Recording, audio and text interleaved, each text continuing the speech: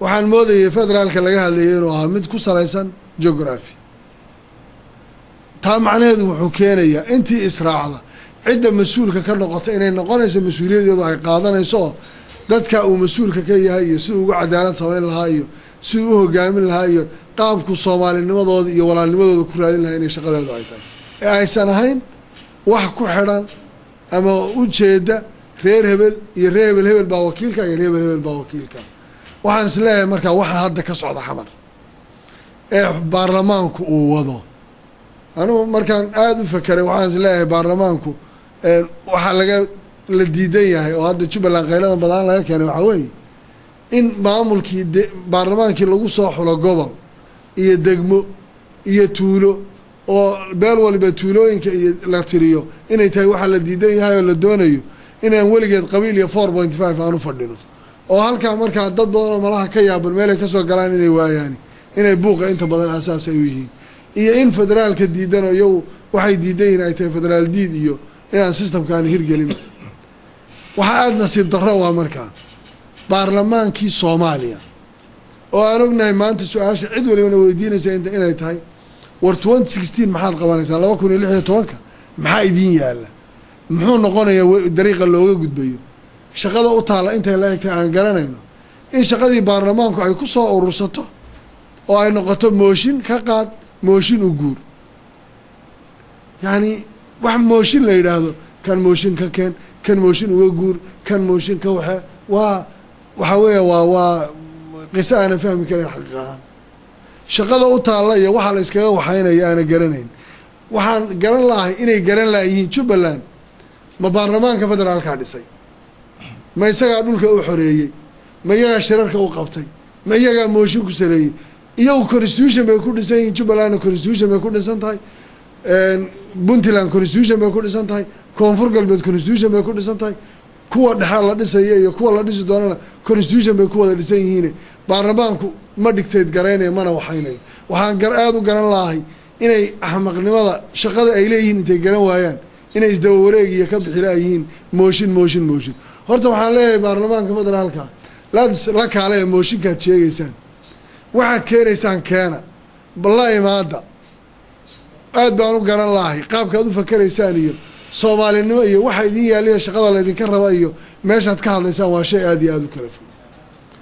waxaan is leeyahay arrintaasi waa arrin mugdi badani ku jiro soomaalinimada wax u dhimaysa waxa ay keeni doontana waxay noqonaysaa in intii dib loo kala tago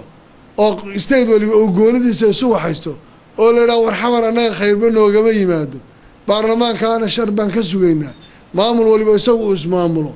calaaqaadka loo jaro wada shaqaynta la joojiyo la yidhaahdo nimayo idin fidho idin duugtee meeshaad aadaysaan aada halkaa boosinku inuu halkaa gaadho wey waxaa dal raadinaya aad baan uga xumahay baarlamaanka dhaqan xumada caadada uu u yeeshay ee 2 sano ee hadda lasoo dhaafay xataa tallaabo laga qaadi waayey sanadka soo socdana waxba aan lala soconin una xataa rajo lahayn waxaan ka digayaa guddoonka baarlamaanku guddoomiyaha baarlamaanku ma guddoomiye qoys matala mise waa speakerkii baarlamaanka Soomaaliya hadduu qoys matalo yuuna lugoynin dadka ha ku ekaado qoyska uu matalo iyo meeshuu doonayo haddii laakiin guddoomiye baarlamaan uu yahay Soomaali uu yahay waxay la tahay ha ilaaliya dastuurka iyo constitutionka uu kor taagan yahay madaxweynaha waxaan leeyahay waa oday Soomaaliyeed aad buu u dadaalaya laakiin de quraanka oo dhan baan aqaanaa yaa ka akhrisan baa ka aday inaan waxba la weydiinaynin bay u badan tahay sababtoo isagaa yimid isagaa xafladii xidhay isagaa goobjoog ku ahaa kuma dhagaysanayna waxaad sheegaysa ma maqlayno waa ninkii isagu ilaalinaya sharciga la rabo inuu ilaaliyo haddii isagaba la dhagaysan waayo macnihii wixii uu soo qabtay xataa iyo sharcigii lagu xaq dhowri waayo isaga waxba ma yaalaan waxay la tahay madaxweyne meeshaan ama ka maqno ama ka muuqo go-aan bay u baahan tahay dastuuriya inaad qaado kan baarlamaan maa 2016 lagumaba gaari karayo aslan odayaashii dhaqanka soo xulayna waxaan u sheegaynaa war dad quman oo kale ha la raadiyo 2016 waxaan u baahannahay baarlamaan midkaan ka bedelan oo ka Soomaalisan oo aan ahayn mataqaanaa mooshin quuto iyo qaylo quuto aan ahayn buuq quudanaynin baarlamaan Soomaaliyada inay lala yimaado la keeno maamulka Koonfur Galbeed waxaan rabaa inaan u soo jeediyo colaadda qabiil iyo dagaal waxaan ka soo gudubnay 1991 maanta qoys Soomaaliyeed col ma jirto bilaa calaykum ka daaya dhibaatada cusub ee aad horinaysaan riyada 6 gobol waa dream idinkoo socda oo soo jeeda oo taagan aad riyoonaysaan qofku waxa fiican hadduu riyoonayo inuu jiifka ku riyoodo laakiin riyada taagnida iska daaya anaa leh kan anaa leh waxaas wax shaqaynaya ma Sharif Xasan maamul baa tahay koonfur galbeed baa xukunta waan ku baarikeynaynaa qabaa'ilo Soomaaliyeed bay ka kooban tahay cid kasta oo Soomaaliyeed baa degan qoys kasta oo Soomaaliyeed baa laga helayaa 3 gobol sida kuwaan looga helayo kuwaaga u cadaalad samee wixii nasaaix iyo khalad ee dhaca inagu maamul ahaan wax isu weydiin karaa waa laga tashan karaa laakiin inaad riyo wax ku dhigtay targaraysaan oo la yiraahdo calamaan gubaynaa iyo sawiraan gubaynaa iyo habartay waa kan tiri iyo anigaala iyo anaa dareersada iyo waxaas waa adqaat axlaam weey waa riyo aan asaas lahayn ka daaya mujtamaca Soomaaliyeed ee walaalaha inaad isku dirtaan colaad dhex dhigtaan xaalad fitan abuurtaan mushkilad abuurtaan waxaan isleeyahay dani kuma jirto war aan Soomaalinimo raadino aan Soomaalinimo isugu nimaadno waxaan waliba reer Jubbaland diyaar u nahay cid kasta oo wax tabanaysa oo reer Jubbaland ma aha ninka ka yimaada meelheble ka hadlaya ama hayb magac haybeed ku imanaya waxaan diyaar u nahay inaan qancino dhaqankiisii baa jooga odayaashiisii baa jooga lala hadlo la qanciyo wixii la tabanaya maamul ahaan aan u galno madaxweynaha ka wada hadalay arrimaha war wixii la sixi karaa la soco dadkan hal is qanciyo irida maanta hadalka lala warwareegayo oo oranaya baarlamaanka 20 ha lagu daro xagan hal la yeelo annaga qancinayna cidaan qancinayno laakiin hal kursi laguma darayo hal siid laguma darayo lama kordhinayo beel laguma qancinayo ciddii reer Jubbaland ee wax tabanaysa annaga diyaar inaanu qancino maamuladii waxa jira counciladii maamul gudaha jira xukuumadii baa jirta wax kasto la isku qancin kara la isku qancinaya bari markii la gaaro baarlamaanka waqtigiisu inuu dhamaado 200 aan ka dhigano hadaan doono 50 aan ka dhigano markaas aan ka hadlaynaa arintaas laakiin riyadan iyo axlaamtan la wareejinayo maya waxaan rabaa cid waliba inay ogaato arintaas haddii baarlamaanku waxa maanta dhacay waxa uu yaala amni darro waxa uu taala xaalad colaadeed dhibaato taala xildhibaanada maanta la beegsanay warma iyaga la shaqeynaya qoladan ugis iyo magaca loo bixiyo warmaaya shabaabka oo iyaga laftooda qaska foodan qaybka oo iyaga dhibaatada Soomaaliya ka shaqeynay mise waa baarlamaanka Soomaaliya xal u raadinay war waxaan leeyahay baarlamaankan waxay u baahan yihiin in sida ay yihiin wax laga bedelo sidaan hadda 2016 cidna ma gaarsiin karaan dhibkaana haddaan ku sii jiro xatarteeda leedahay haddii kiiskan uu sidaan ku sii socdo waxay noqonaysaa in albaabada la kala xidho waxay noqonaysaa Puntlandteeda ku ekaato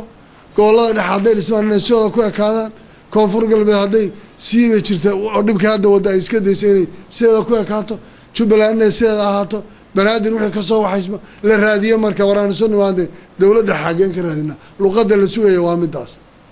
fadhigaani hadday noqoto berri inuu dhaco oo la isugu yimaado oo la yiraahdo cod baa la gelin oo qaabka la noqdo waxaan rabnaa inaan idin sheegno inaan joojinayno dhammaan macaamilo kasta oo federaalka iyo Muqdisho nagaga xiran halkaas ay ku ekaanayso waan joojinaynaa waxba xildhibaanayna doodin yaan kooram kala yareeni yaan la isdaba orordin sanaf international community waxaan rabaa inaan u sheego federalismku xal baa loo arkay anu waxaan ahaa dadka rumaysan Soomaali weyn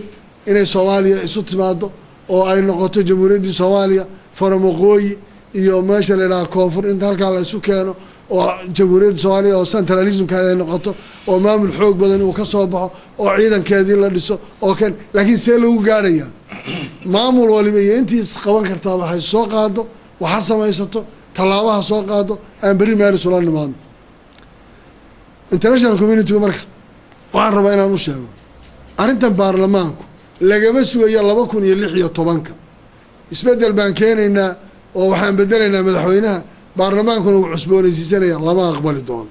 waxaan u baahanahay in haddaba laga fakaro oo laga shaqeeyo waxa ugu horeeya isbedelka u baahan waa baarlamaankan 2016 lama gaari karo 2016 lagama bixi karayo xal lama keeni karayo waa dhib iyo colaad iyo mushkilad maanta na haysato wey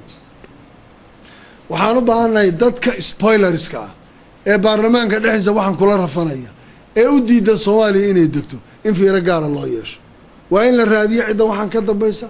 meel kastoo degtay iyo system kastoo istaaga dadkan ka hor imanaya waxay u baahan in la raadiyo oo caalamku wax ka qabto Soomaaliya maanta waxaan u baahnaa in si dhab wax looga qabto waxaan u baahnaa hadda integrationka ciidamada waxaa jooga wasiiru dawlihi iyo wasiirkii gaashaandhigga wasiiru dawlihu guddi uu wato gaashaandhigga oo arrinta integration ka la bilaabay maxaan integration sameynaa maxaanu isku darsanaa maxaan Soomaali ka dhignaa nothing waxaan isu keenna malaha wax laga hadla malaha sheeko la isweydiiyo malaha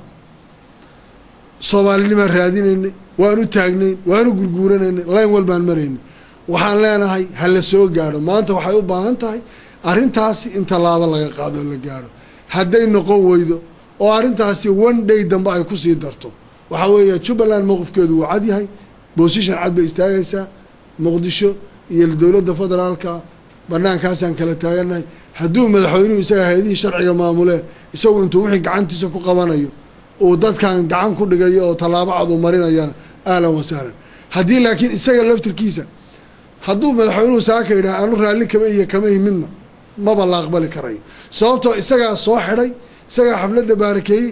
cidda la diiday isaga kowka ah waayo hadduuna kowka ahayn dee ma wuxuu isagu sameeyey shalay in lagu diido ma ahay maaha sax ma aha waxay la tahay markaa international communitygana taasaan faraya ummadda Soomaaliyeedna waxaan leeyahay niman yahow Soomaali baan u baahannahay iyo gabdhaba waraan Soomaalinimo raadino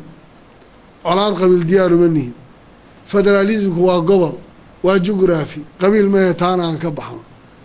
reer Jubaland waxaan leeyahay aan isqaadano inta inaga maqan aan xoreysano dadkeena aan u yeedhano ninkeena wax tabanaya inagu intaan u yeedhno aan dhexdeena keensano qancino waan qancin karaynaa dariiq kastoo ku qancin karayna waan qancino laakiin meel dambe wax naga sugayaa ma jiro cid dambe oo sugaynaa ma jiro waxaan isu diyaarinaa waxa weeyaan shabaab oo inta deegaanka maqan ka xoreysano xuduudahan adkayno Soomaali oo wixii kale la qaban karnaa aan la qabano cid kastoo samadoon oo Soomaaliyaana waan soo dhaweynaynaa cid kastoo noo imanaysa soo dhaweynaynaa laakiin arrintaasi anaf wardamo intaa ka badan oo maanta annaga noogu sii dhimani ma jiro jawaabta dambe baarlamaanka ka soo yeedhana waxaan u maleynayaa annaguna jawaabteeda oo cad baan bixin doonaa isteed waliba gooni isu maamuli doonaa waaga baarlamaankan uu ka dhaxo meesha oo ninka la yidhaahdo qaylo quuta meesha uu dhaafo iyo waaware iyo qayladan meesha baarlamaanka dhexdiisa ka waxaynaysa markaasaan ka baxaynaa oon mooshin ka xoroobaynaa oon sidaa yeelaynaa aad baad u mahadsantihiin wabilaahi tawfiiq. Assalaamu calaykum waraxmatullahi.